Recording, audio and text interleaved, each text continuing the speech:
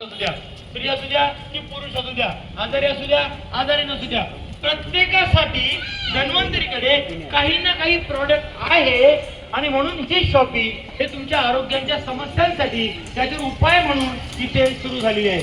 या व्यतिरिक्त शेतीचे काही प्रश्न आहे, मग तुमची कोथिंबीर असू द्या, टोमॅटो असू द्या, सोयाबीन असू द्या, ऊस असू द्या, मातीतून जे जे उगवतं त्या सगळ्यांसाठी, नारळापासून आंब्यापर्यंत सगळ्यांसाठी धन्वंतरीकडे आयुर्वेदिक उत्पादनं आहेत.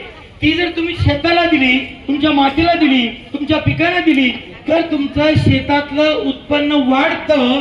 ज्याला सेंद्रिय शेती म्हणतात, ऑर्गॅनिक फार्मिंग म्हणतात, विषमुक्त शेती म्हणतात, झरमुक्त शेती म्हणतात. अशा प्रकारची शेती शेतकऱ्याला करण्यासाठी आपण मदत करतो. कारण शेतकऱ्याचं उत्पादन वाढतं, त्याचा फायदा होतो. जे खातात ते सेंद्रिय खातात, म्हणजे त्याच्यामध्ये कीटकनाशक फवारलेली नसतात, विष नसतं त्याच्यामध्ये, आणि म्हणून खाण्याचा पण फायदा होतो. आणि सुजलाम सुफलाम भारत, जय जवान जय किसान हे जे ब्रीदवाक्य लाल बहादूर शास्त्रींनी आपल्याला दिलंय त्याच्यासाठी आपण काम करतोय, विषमुक्त शेतीसाठी.